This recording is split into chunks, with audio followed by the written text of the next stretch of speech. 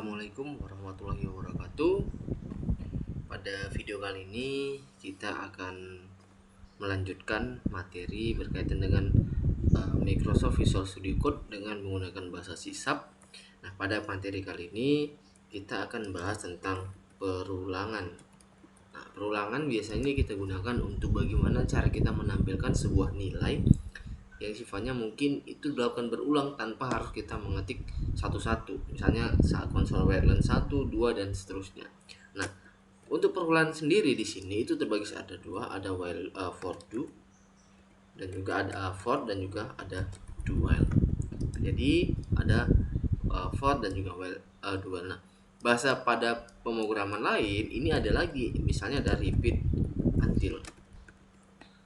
Tapi terkhusus untuk C# sendiri, untuk perulang itu ada dua, yaitu adalah for do atau dengan do while. Oke, kita seperti biasa kita open folder.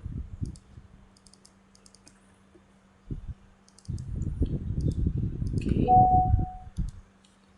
Kemudian kita seperti biasa kita buat untuk kita panggil.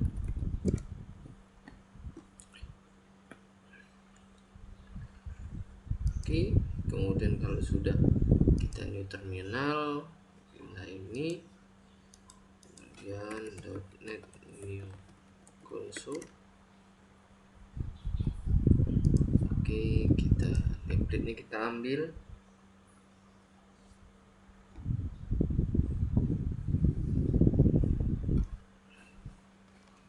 Oke, kemudian ini kita kopikan aja. Kita pindahkan ke sini, kita save. Oke ya. Nah, jadi ini lembar kerja kita. Nah, tadi saya katakan bahwasanya di dalam Microsoft Visual Studio Code itu untuk perulangan itu ada dua, yaitu adalah for do dan juga adalah while do. Oke, kita coba satu-satu dulu ya. Kita pahami untuk satu-satu terlebih dahulu. Oke, kita bahas tentang yang pertama itu adalah for. Oke, yang kita gunakan itu pertama itu adalah for.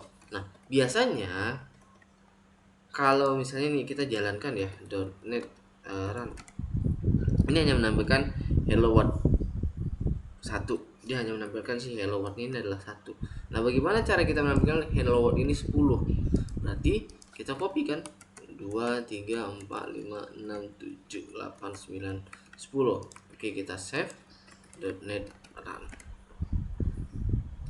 Lalu hello world-nya ada 10. Nah, ini kan caranya cukup ribet ya, menampilkan si hello world ini 1 sampai dengan 10. Nah, lalu dengan menggunakan si perulangan itu berarti kita cukup menggunakan si perulangan untuk menampilkan saja. Oke, berarti bagaimana untuk perulangan saya gunakan adalah for in sama integer i sama i, kemudian sama dengan 0. Kemudian di situ kita buat batasnya itu adalah berhenti daripada kita buat 5. Kemudian di sini i plus. Sudah. Baru di sini kita buat dia console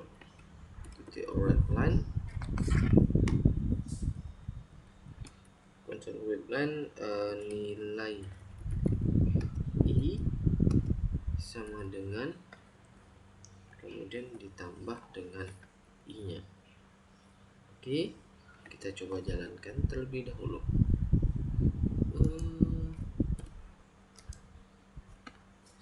Ini ada merah. For i integer i sama dengan 0. Oke, di sini i lebih kecil dari i plus console line nilai i. Oke, kalau kita jalankan .NET run-nya, maka nanti dia akan munculkan expected baris ke-9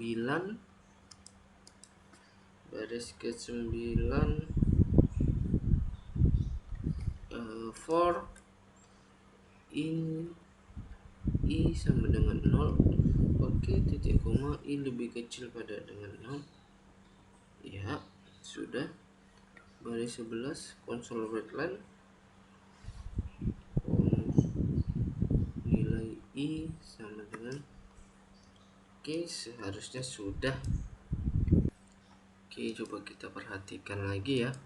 I sama dengan 0 kecil i plus plus. Oke, coba kita jalankan lagi.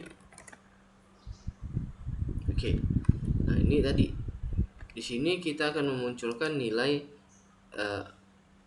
lebih kecil daripada 5.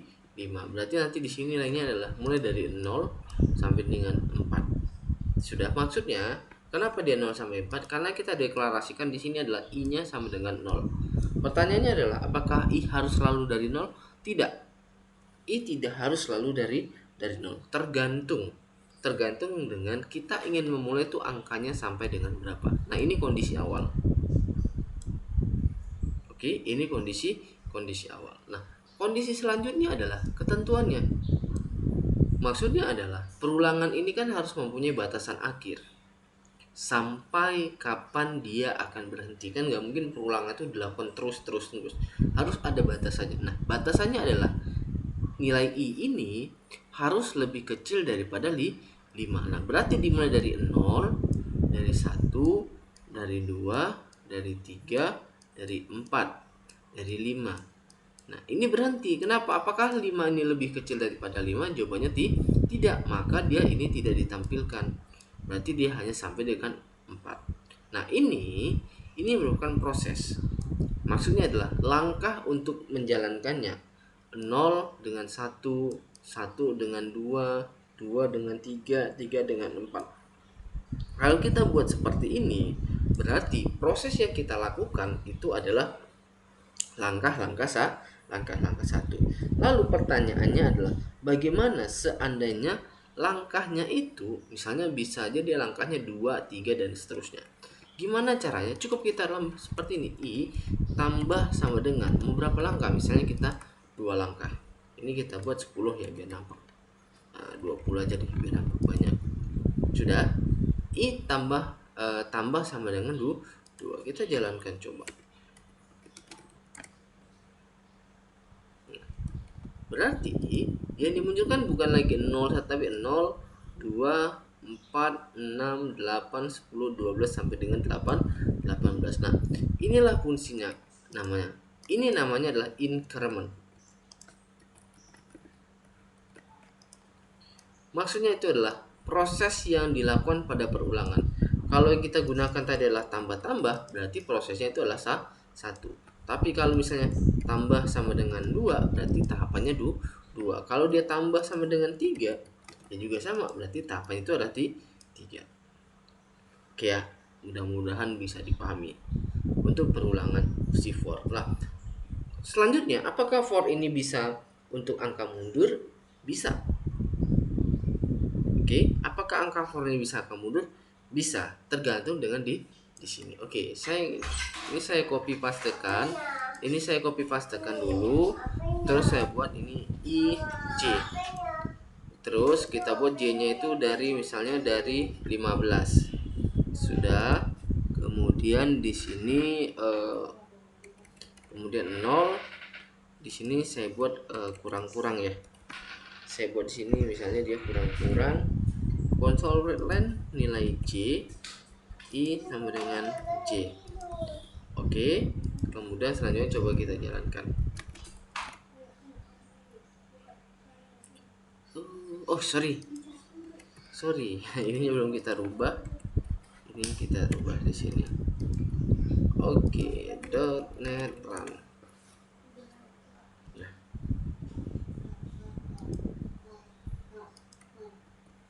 Oke, sabar.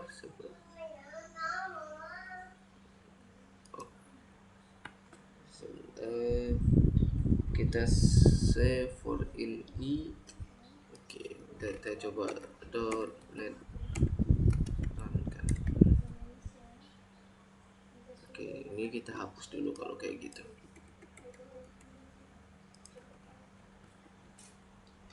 J .NET Run.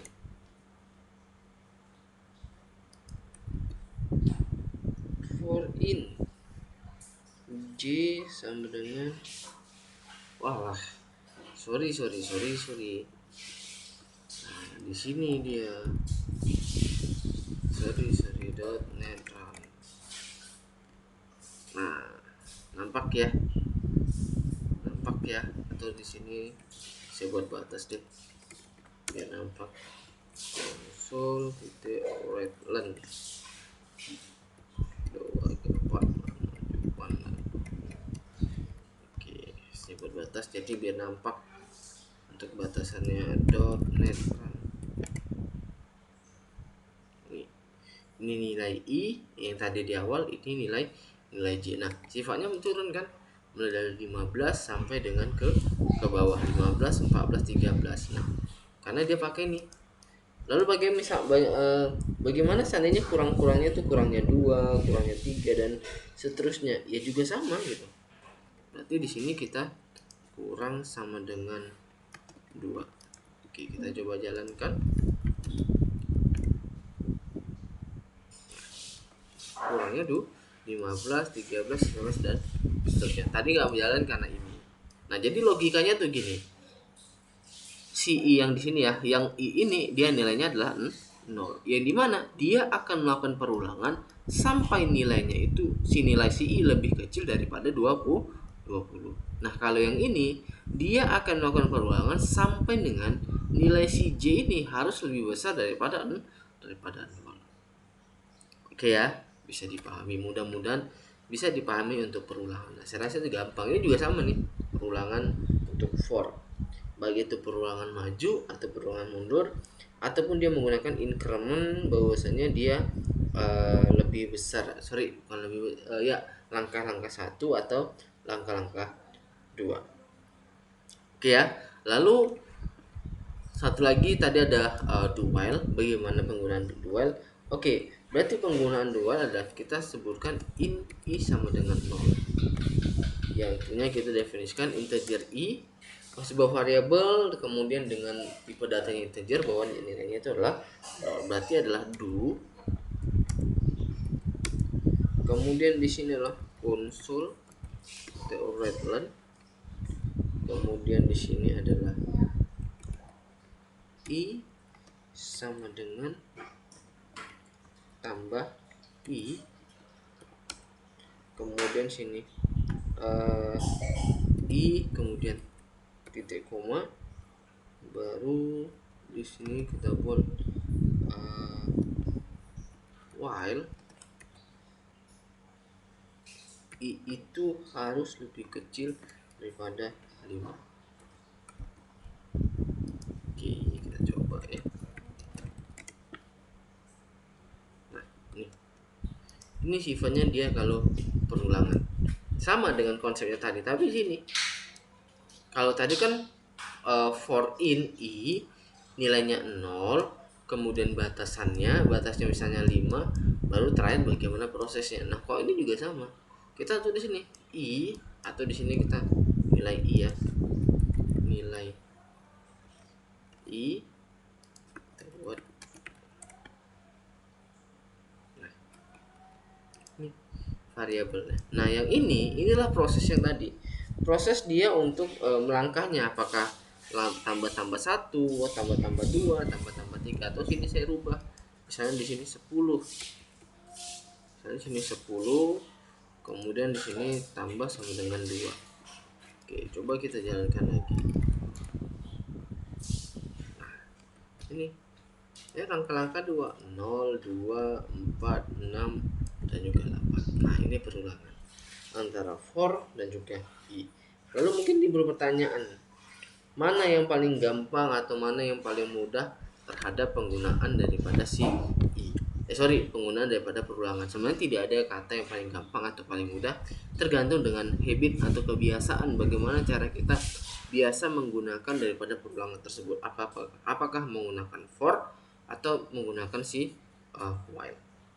Oke ya. Nah, kemudian sini bagaimana cara kita menggunakan si tadi, si while si perulang tadi ke dalam sebuah program. Nah, saya ingin menggambarkan nih sebuah program itu untuk sebuah program kasir sederhana deh.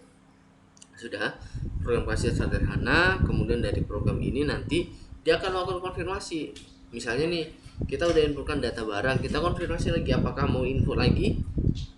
Kalau iya, maka dia akan menginputkan data selanjutnya. Kalau dia tidak, maka akan menginputkan total pembayaran. Oke ya.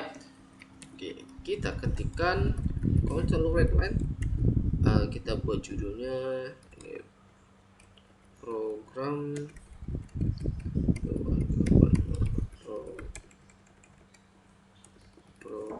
kasir sederhana. Oke, kemudian integer, tipe datanya saya buat total bayar itu sama dengan 0. Kemudian boolean lanjut sama dengan true. Kemudian integer barang sama dengan 1. Oke. Nah, di sini saya menggunakan si while. Sudah, while saya gunakan total lanjut. Kemudian console .writeLine ada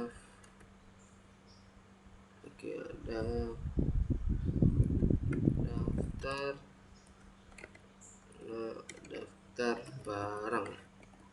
Oke, baru saya buatkan di sini console.writeLine, misalnya itu dia barangnya A, misalnya pensil, kemudian RP2. Ini kita copy aja ya. Oke, pensil biar cepat.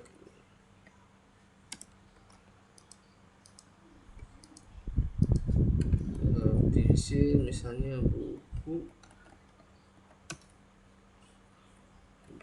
misalnya dia 5.000.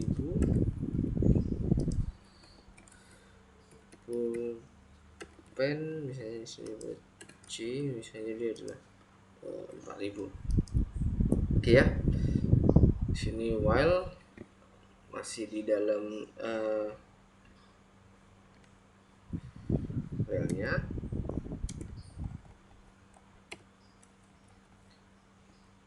Oke, kemudian setelah console writeLine untuk daftarnya, berarti console writeLine, kemudian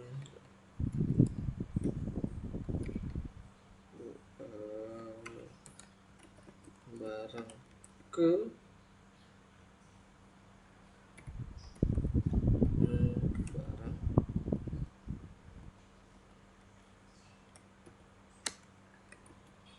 kemudian console.write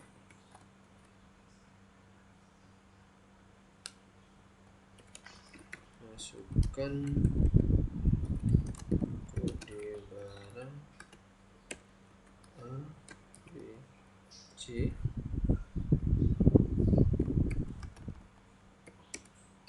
kemudian string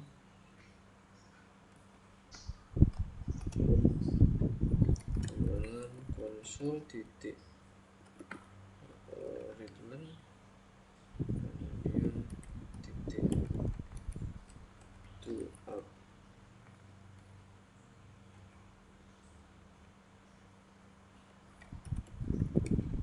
upper,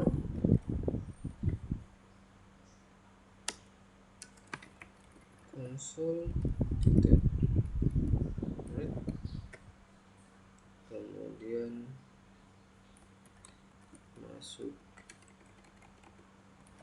masukkan jumlah beli, kemudian integer jumlah dengan parse,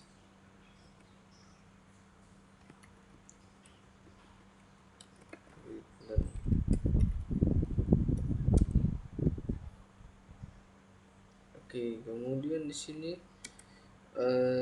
string nama barang,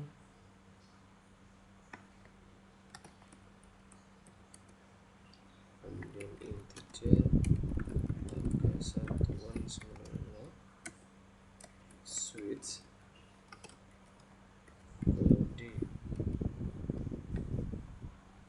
ya ini kode,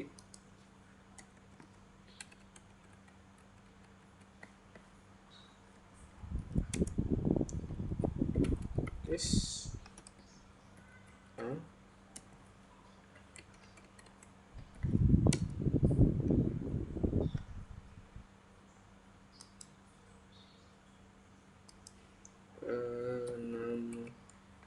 barang sama dengan pensil, kemudian harga satuan sama dengan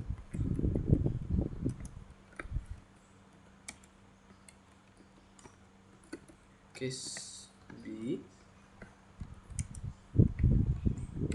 nama barang tadi apa ya, buku, harga satuan sama dengan 5.000 ke 20.000, kemudian break case C, nama barang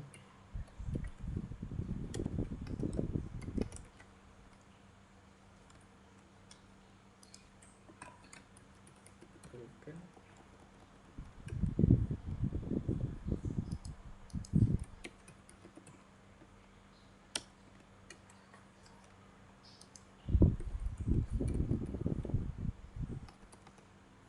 harga satuan 4.000 ya, break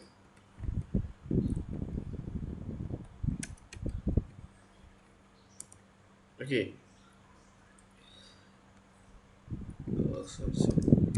Default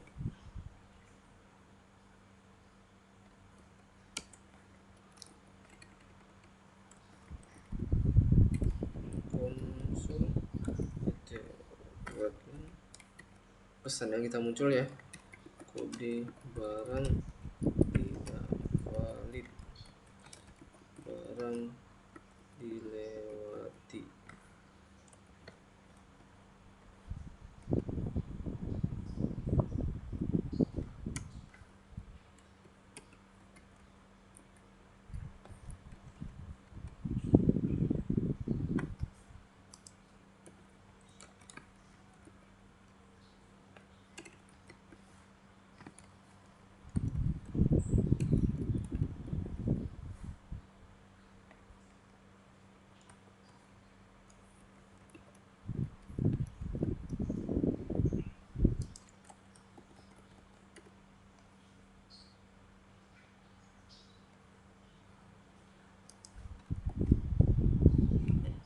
Default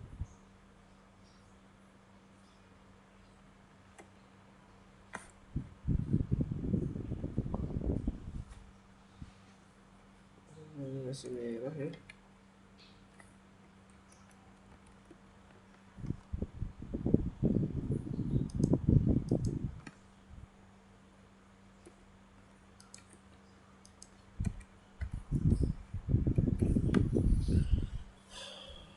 Oke, sebentar, kode bar defaultnya oke.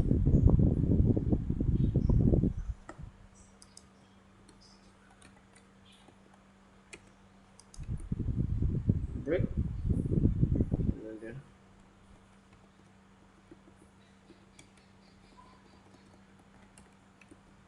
default console red line,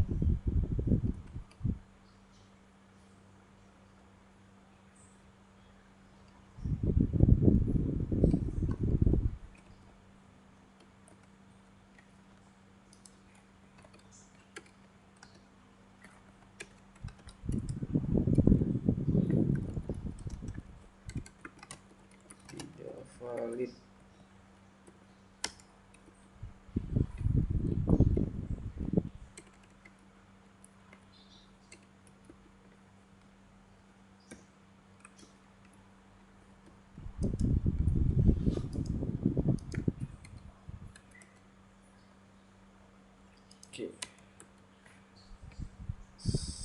selanjutnya di sini Q di bawah ini in subtotal sama dengan harga satuan dikalikan dengan jumlah, kemudian total bayar itu sama subtotal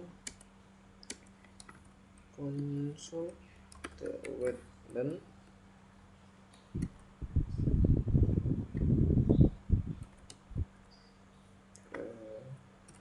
barang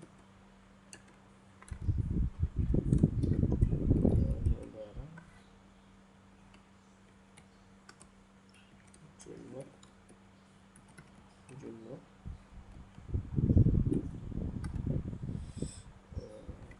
harga satuan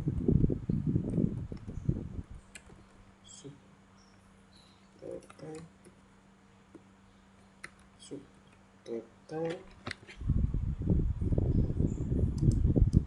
bukan titik koma. Oke, konsol titik web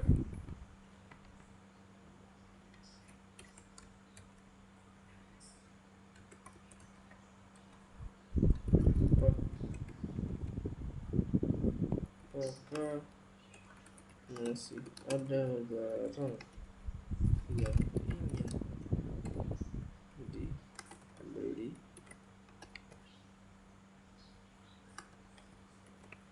Yes atau N.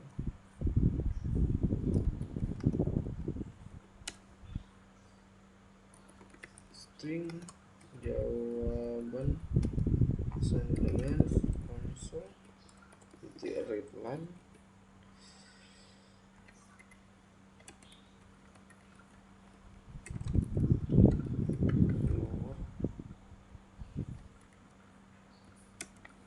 if jawaban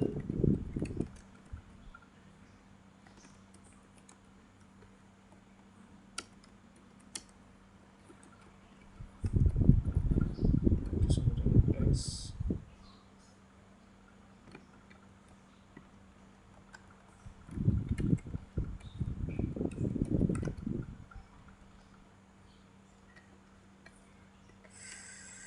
False.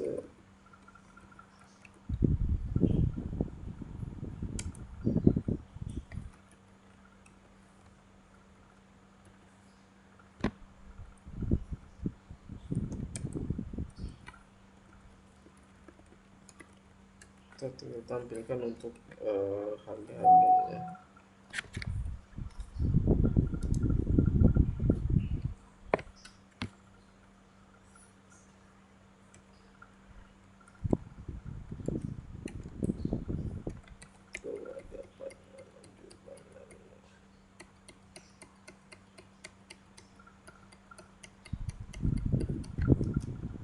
Ini bebas saja ya, mau dibuat berapa. Di sini konsol kemudian titik bulat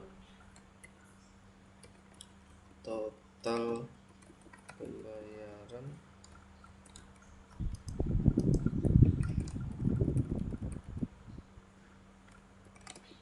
RP plus total bayar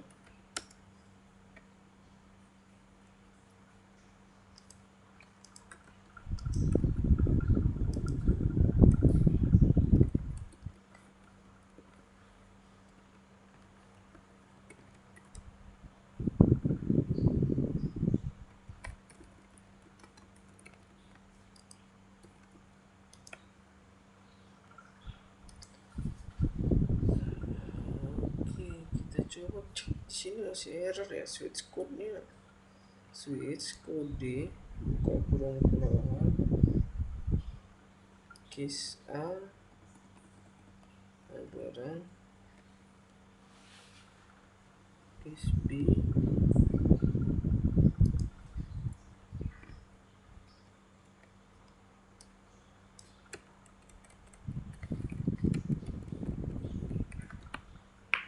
case B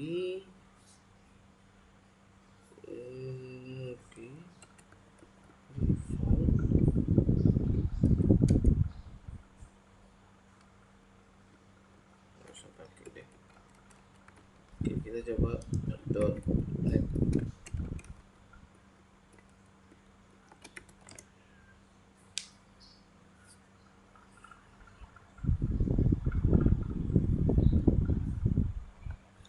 Ya ternyata error. Ini saya save dulu, biar kita coba perbaiki new terminal. Oke, kita coba perbaiki terlebih dahulu di mana letak errornya. Tadi berarti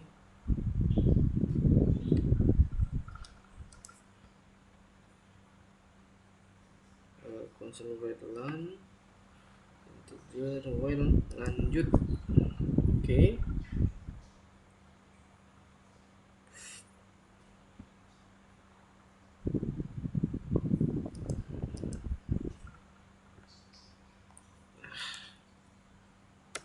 Lupa.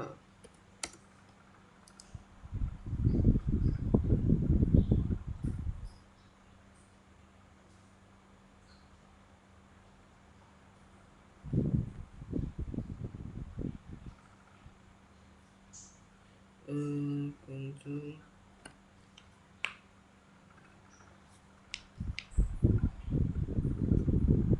buka kurung.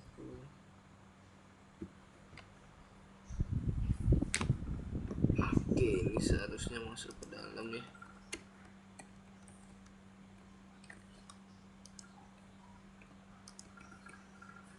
Ini ke sini. Masalahnya sebenarnya di situ. Ini juga masuk.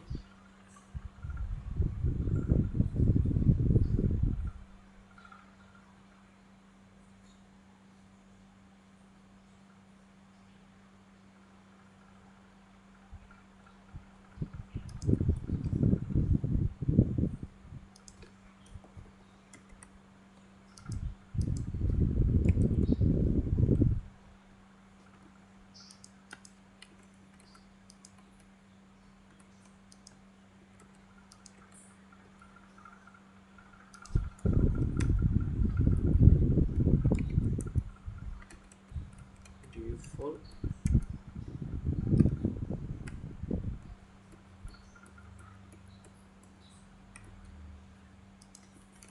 netral.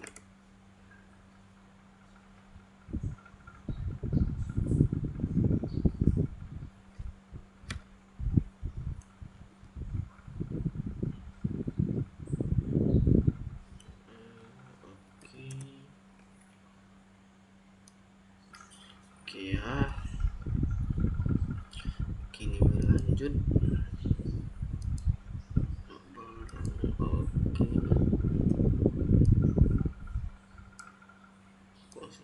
Lan integer jumlah switch code yang udah sebuah.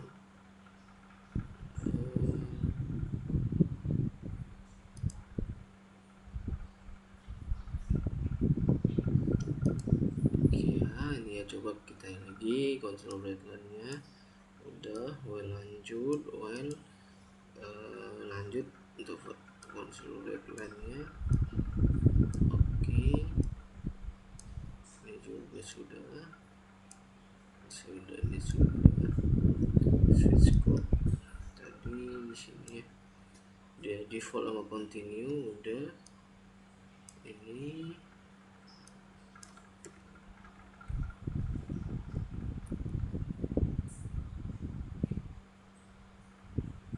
oke, coba kita jalankan.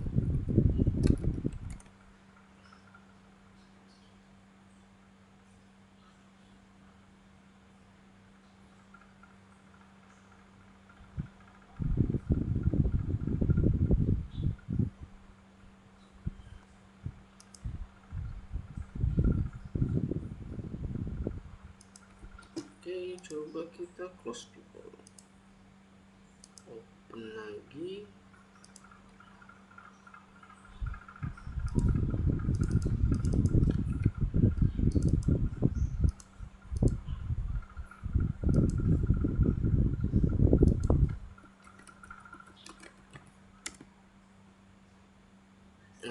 Oke,